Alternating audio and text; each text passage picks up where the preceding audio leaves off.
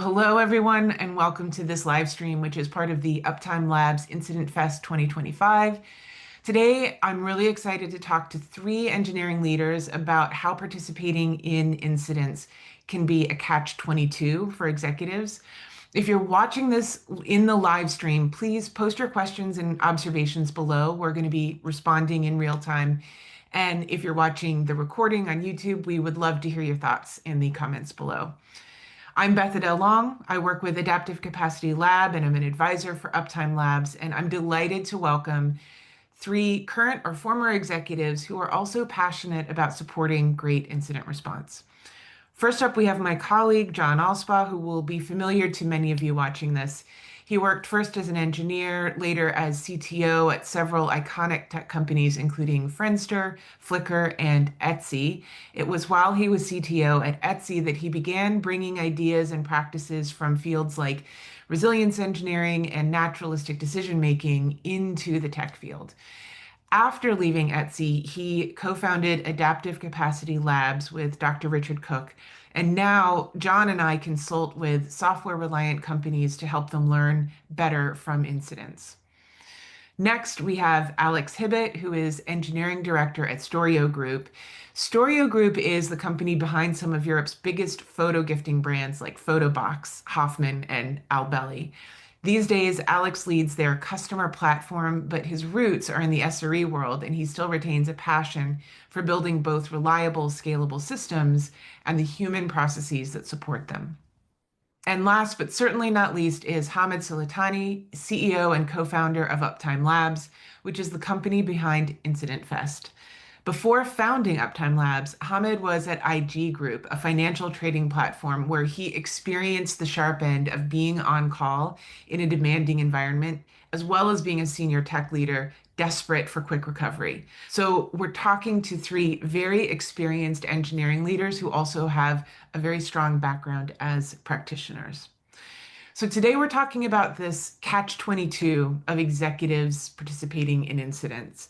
And the catch-22 we're talking about is this tension of executives feeling a ton of pressure, the weight of a lot of expectations during major outages, but they're usually limited in what they can actually do. And what they do can have unintended consequences on those who are responding to the incident. So today we're talking about this catch-22 of executives in incidents. And what we're talking about here is the pressure and weight of expectations that executives feel during major outages, but at the same time, they're usually fairly limited in how they can constructively contribute to resolving the incident. And so there's this tension that they experience that we're going to explore. Hamid, I'm gonna point to you first. I'd like to ask you about this uptime drill that we've seen in some of the videos that have come out this week. Part of the challenge of this one uptime drill is not just figuring out what's going on technically with the data center, it's dealing with the fictional CEO and CTO who can barge in and contribute in ways that aren't actually constructive. And one thing I love is the intro quote when the CEO arrives in the channel. He says, "I need to be optimistic. I don't think I can cope with another bad week," which really tells us where his head is at as this incident starts. And I was curious, what's the origin story of this aspect of this uptime drill? So the the really the origins of the drill didn't initially have the executive with such a high pressure. Just before releasing the drill, few things happened, mainly personal experience as a kind of a executive from a startup where we went for an incident. I found myself really conflicted, and we thought, okay, there's a room to bring this dynamic inside the drill. Uh, and my perspective was make executives looks little bit more seen in sympathized with to highlight what they go through. So the backstory behind Bez is he's in the last quarter of the earnings cycle. He's about to go to shareholder meeting next week and had an incident the week before. So he's already at a high level of stress. And then this incident, breaking bears, happens, which puts a lot of pressure on the revenue, reputation, and he sees all of this like could be a reflection of my leadership. And that then plays into dynamic of incidents. Okay, he feels really helpless. He sees himself like and his business under threat, and that pulls him into an incident and start acting in ways that disrupt incident participants. So there's a realistic experience piece for a user's incident commander in this role, how to manage Bez as an executive, but also really human side to Bez, why he feel that he needs to act in this way. And we thought let's bring both of it to life, and it's kind of a double experience and educational line there. But his story resonates very much with what I went through before that was released. I love this because I mean, your background is as an engineer and a technical contributor. And so you've gone from one side of the equation to the other. So you're really speaking from personal experience on both Yeah, sides. exactly. John, I know you made a similar transition. I'm curious Mhm. what observations you have about this conflict that executives experience and how they show up in incidents. Yeah. Well, so a good deal of my experience early on at Etsy. When I joined Etsy, it was as an executive, but the organization was not very large, and I absolutely wanted to be, even though I had been a manager in my previous role at the gig prior to joining Etsy, I I wanted to be on call. I needed to understand what was happening. Um, but at the same time, I I recognized that as the organization grew, I I say this sort of begrudgingly, but unfortunately, I knew a lot about the technical, how things were arranged and how things held together and how things worked in sometimes really sort of esoteric ways. And That was no good because that wasn't the role that, I mean, I had to do some hands-on practitioner work early on because it had to happen. There wasn't as many practitioners, but then I knew that's not what my role ultimately had. So I I I needed to figure out, okay, how can I not, like, what are the things I need to do to feel more confident that I don't need to be, involved. And so my my boss, who was the CEO, got, was really on the same page with me, and there were a couple of times when I was quite clear, Chad, my boss was in a IRC channel, which is where at the time we were handling incidents. You got to kick him out if he's not really helping. And the great part was that he understood that. And so if he was that way and I was that way, then we were going to be in good shape. But and yet executives are and leaders are responsible for things that they don't necessarily have uh, influence over. Um, Not necessarily, they just simply don't have influence over, but they're responsible. They have authority and responsibility, but yet no ability to actually do anything. And so the only difference between an incident and non-incidents in that on that front is just that it's compressed and everything gets more intense and everything just there's no time, but just everything just hangs out there. Let's lays it all out. I am incredibly wrecked because I'm stressed out. And so it takes this effort. Yeah, I don't know. I feel for the Bezes of the world. I think the evolved Bezes understand that that can happen and they prepare for it, just like you prepare for an incident. Alex, this makes me curious because you're a senior leader, but you also still have a hand in incidents as an incident commander, if I'm not mistaken. And I'm curious how you approach this sort of as sometimes being in the middle and sometimes being the leader who needs to figure out how to take a step back. In a way, it's worse than that sometimes because I started my career at Storio as a principal SRE, so I was very much in a hands-on role. And I find it incredibly difficult at times to just take that step back and recognize that my role has changed. You always want to roll your sleeves up and dive in.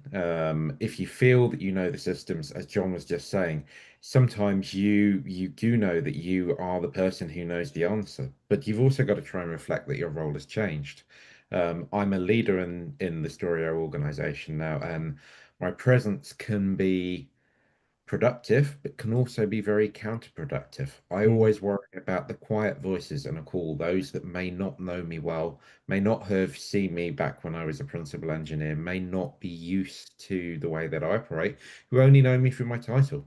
And I actively try and create space to hear those quieter voices because they may be the ones that have got the right answers.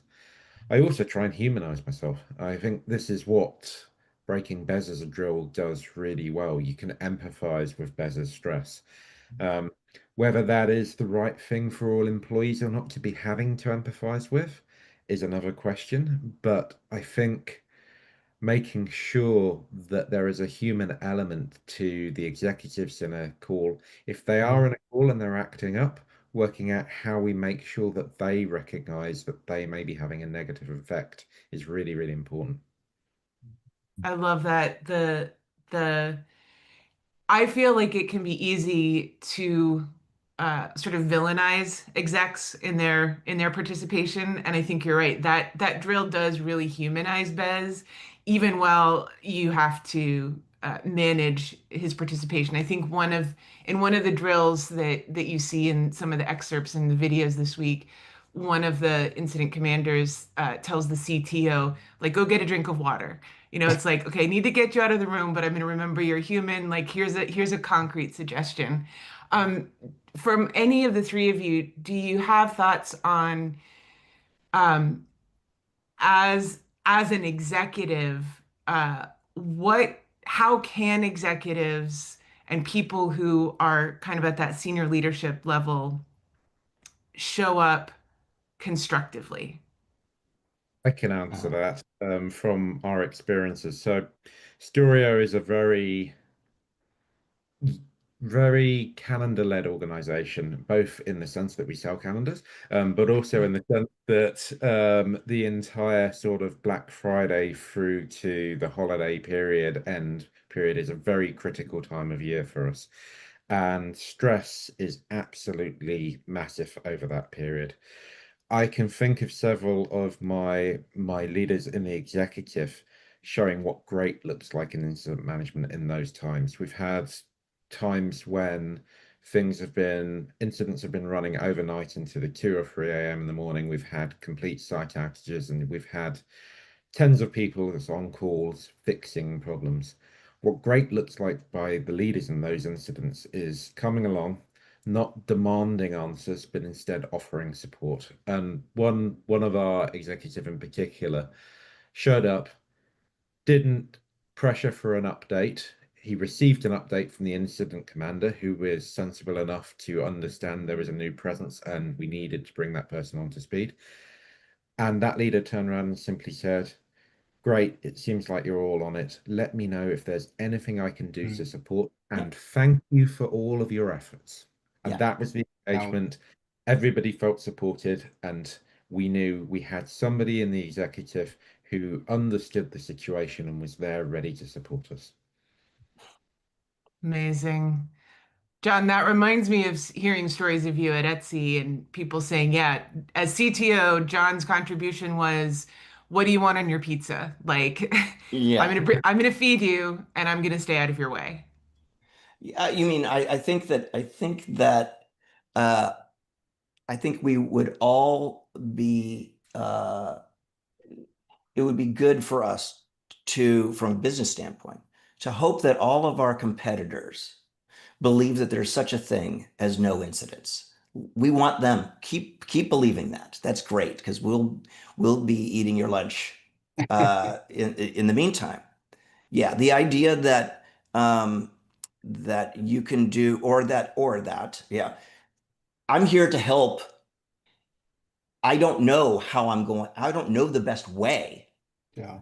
I do know that if this goes on for a long time, I do know that people are going to need to eat. People are going to need to go to the restroom, have something to drink, and these days, if they're at home, handle, family situations. So that is a thing that's universal. So I can at least suggest that I can be of help there to pretend that that otherwise, which is, even though, like Alex, like you were saying, like I had a lot of, like you, technical understanding. If they need me and my technical expertise, that's on me. That's not on anybody else. So I want it to be that they don't need me because that means I'm probably doing my job really well. The other thing is that I always find it cartoonishly, we come across sometimes organizations where there's almost an implicit belief that motivation is the table pounders, so to speak. Oh, we got to get this done. We have to handle this. We got to resolve this quickly. Thanks, Sherlock. Genius. Great. Thanks. I hadn't thought about that. I didn't really recognize we had time pressure until you mentioned it, CTO. But the idea that it can come out that way, frustrations or fear, really fear. And that's the empathetic view, which is I'm anxious as a leader because I feel like I can't do anything about this. And whatever's happening is going to reflect poorly on me. And so therefore, I'm just gonna, you know, lash out or, bad behavior. Um, I don't know. I can't see a world where that it's productive. Seems like it's a rookie leadership mistake. I think Eh, sometimes Sorry, go on, Alex. I think sometimes it's the misunderstanding of an executive's responsibilities. We are all responsible to making sure that our organizations fundamentally operate and make money. But the way that we act on that responsibility is by enabling others. And walking into a room and saying, we've got to fix this quickly is not enabling others. Others already know that. Walking into the room and asking them what topping they want on their pizza, that's enabling others. Well said. Yeah, they're the kind of different aspects to the presence of executives on the channel. Uh, well, interestingly, in this drill, they have a role to play. And one of the player in one of the drills, you see that they use executives. His authority, can you contact the data center and push this forward? So there are occasions that they have a role to play. But that aside, there are the two sides I see, the two way that they can behave. One is what we talked about. They come in with adding pressure. Oh, we got to fix this because it's a big deal, which is not helpful. But sometimes, even if the executives come in very benignly and in a helpful way, the fact that they are executives and others know that they are executives, again, that changes the dynamic. And I have been in incidents where people feel obliged that, I need to show my best. I need to shine, or whatever I say may reflect to me one way or the other, which kind of puts the executive in an impossible situation. Even without saying anything, the mere presence there changes the dynamic. Yeah. And I don't know, can we put it on them because they haven't said anything or stated well, but it still have an impact. Yeah, I think that's so true. And it's also got me thinking about the one of the things that puts pressure on executives is they are often the ones that sometimes during, more often after the incident, are going to be interfacing directly with customers. They're going to be going on the apology tour, or they're going to be, getting called in to talk to someone when a customer's upset about what happened. And one of the questions that came in from a festival participant, we talked about this on the practitioner webinar, but I'm really curious everyone's thoughts here. Someone asked about the trade-offs in being transparent about incidents. And if you are straightforward with your customers about what's gone down during a major outage, is that going to be a competitive disadvantage compared to someone who's playing their cards closer to the chest? Or is there a way to make that a competitive advantage? And I'm curious, Alex, how are you currently thinking about this? And I'm also curious if your approach has changed at all over the years as your role has changed. It's a difficult question to answer. I think when I look at Storio, we hold people's memories. They're a really, really important asset. People's photos are the core moments of their lives, and that puts a massive amount of trust on us as an organization. We need to live up to that trust, and part of living up to that trust is being the right degree of transparent. We don't operate a status page or anything like that, but when we experience a big outage, we will actively look to message, and we will try and balance that out between active messaging that allows people to understand that there is a problem. Say we've got a challenge with orders checking out. We simply don't want people hitting the checkout and repeatedly trying again and again and again. It's wasting their time. They'll become frustrated. But we also see it as an opportunity. We like to send out what we call UPS emails when something does go wrong and we know a customer has had a bad experience. That's an opportunity to have a positive interaction. We might send out a code that offers them a little bit more off their order if they come back and finish it off. For us, our customer engagements are long lasting. Creating a photo book is sometimes months of work. Um, we owe it to our customers to be transparent while also trying to be encouraging. And I don't think it's a competitive disadvantage to not be transparent like that. Mm. Yeah, Hamid, what about you? What are your thoughts? It's it's gonna sound cliche, but it depends and it's really hard. Okay, it depends on the industry. What do you communicate? For instance, if you are in a regulated industry, every word you say, you have, I don't know, financial services, which I've been, okay, is watched by 17, 18 regulators in different countries, and each may read differently into it. So as an executive authorizing a communication out, you have that to bear in mind.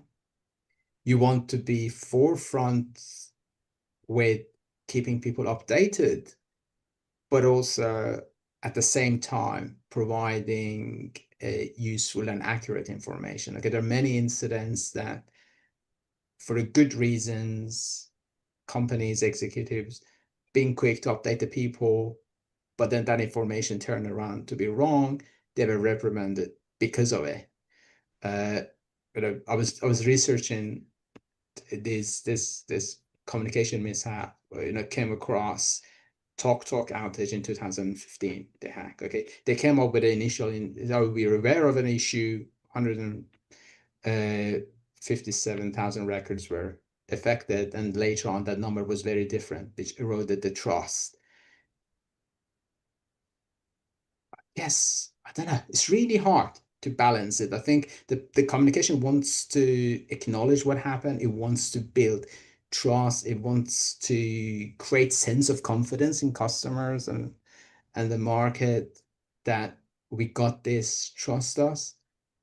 But there are a lot of moving parts to carefully navigate. And I think the only way to be able to navigate that correctly in this stressful situation of incident is by practicing and going through those scenarios multiple times, because there's no time to think.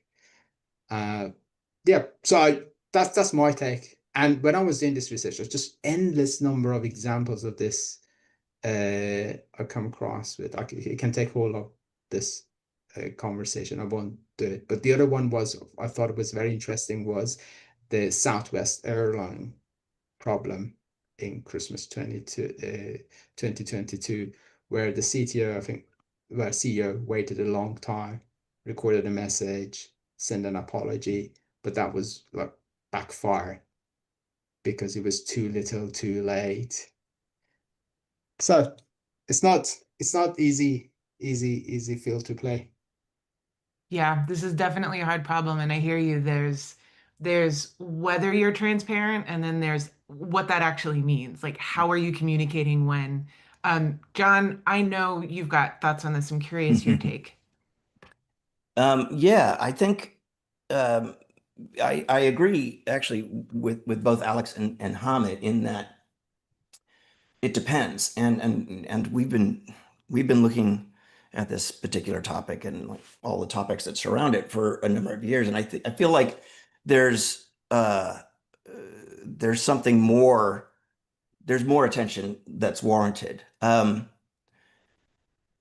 It depends. Well, okay, what's the next level? I think that it's often believed that transparency is transparency is transparency, and I don't.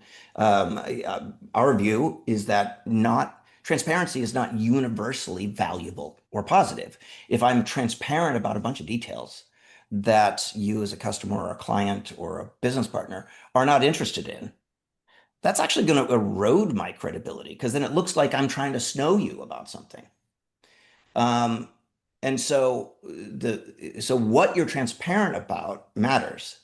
The other thing is that I think there's a qualitative difference between external communications during an incident and post-incident after the incident's been resolved. These are very different. I mean, you might as well there you have in both situations you have probably a good deal of uncertainty still, but the uncertainty is it has a different flavor during the incident. In the case of let's say cloud, let's say your customers are predominantly engineers, software engineers in a public. If you operate a public cloud or you operate something where an API that's very sort of important, all of your customers can see themselves if you allow them, if you enable it, in the positions that your engineers are in and have been in, right? And engineers, I mean, I think I may speak on behalf of all software engineers everywhere, which is that we can see right through disingenuous commitments and unrealistic promises about the future.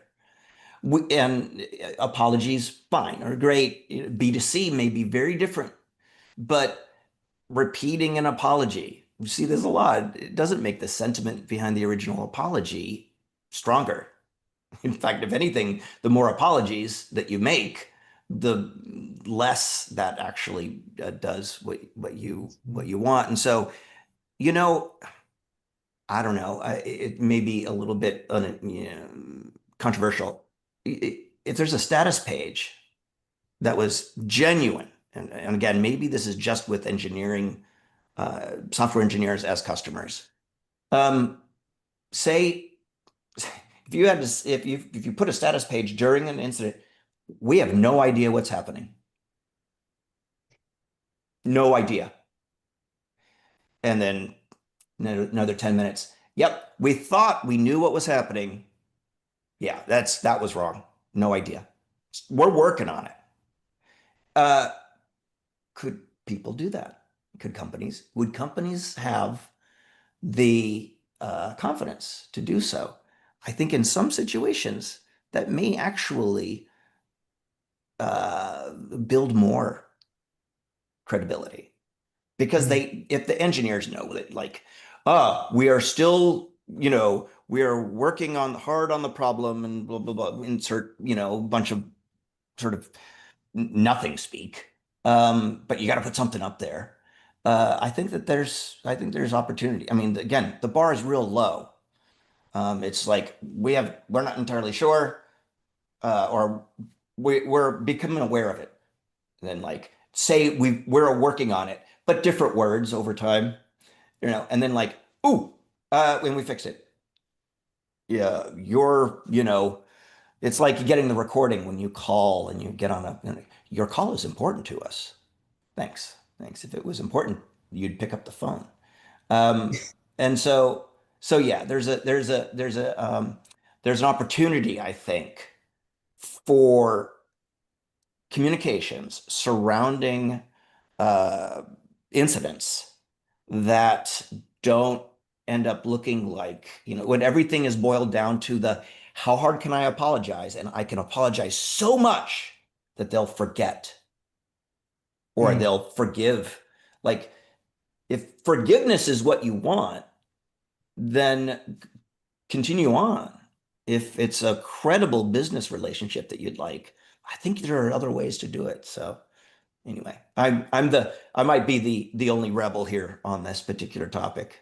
No, in many ways, I agree. I think credibility is built through facts. I Mm. think as a customer of many services, I become frustrated when those services tell me there is no problem when I know that there is, or Right. tell me that I am in fact, so, or tell me in fact that I am mistaken in the error, or that I should not feel bad about what has just happened.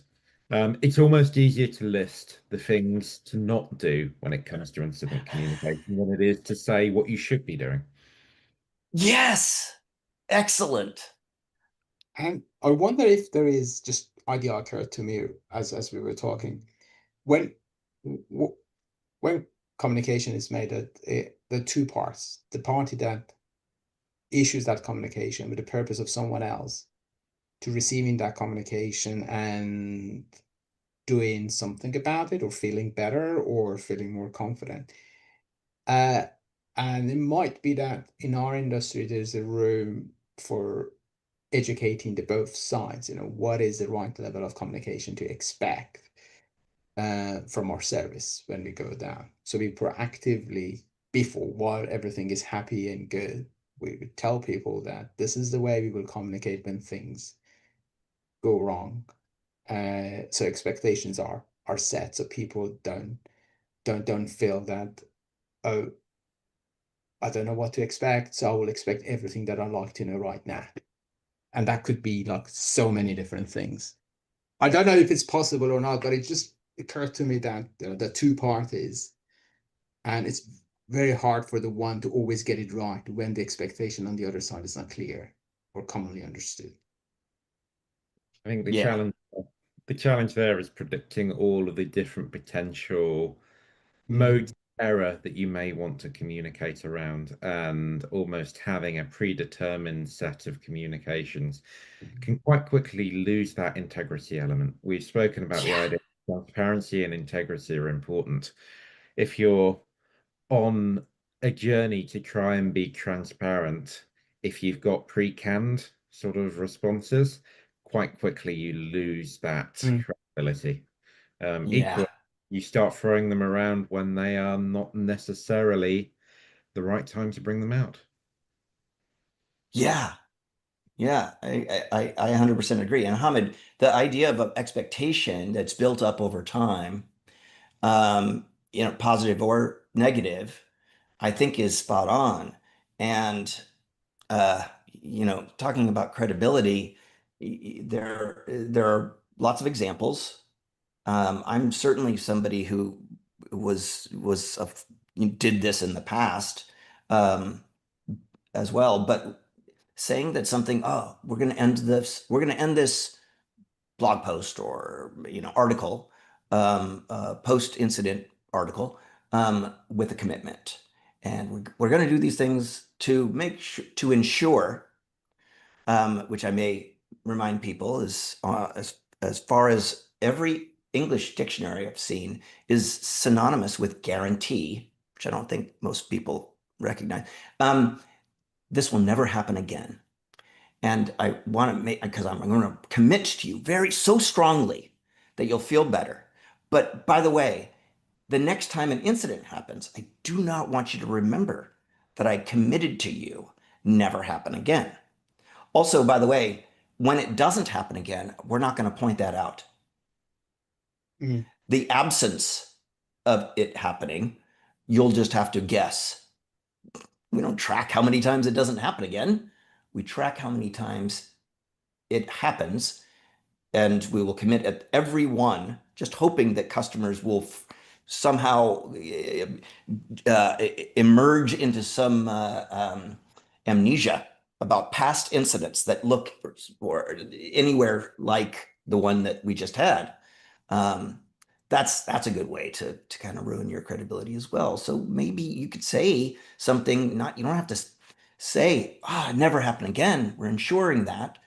You could say, we're going to do exactly what we think we can do to make sure we're better, we can better handle situations like this if they come when they come up in the future, maybe so quickly and fluidly that it won't even be seen as an incident. We want to get this sort of thing. Will it go away? Will I be able to commit to never have? No, that's dumb. Um, yeah, exactly. Can you imagine if they did that about the stock price? Not sure if Yeah. that's possible. It just reminded me we probably have a really good example of the communication. Alex, I'm keen to get your thought because it might be more relevant to people living in the UK. So we had this very popular giant retailer not so long ago. They went through a problem, cyber issue. It took them in order of months to recover. But whoever I spoke to, even though the impact was big and very disruptive, people were respectful of how that organization responded and took measures to recover. I didn't hear anything negative, but I don't know, it could be my circle, Alex. I'm sure you're familiar with the case I'm talking about.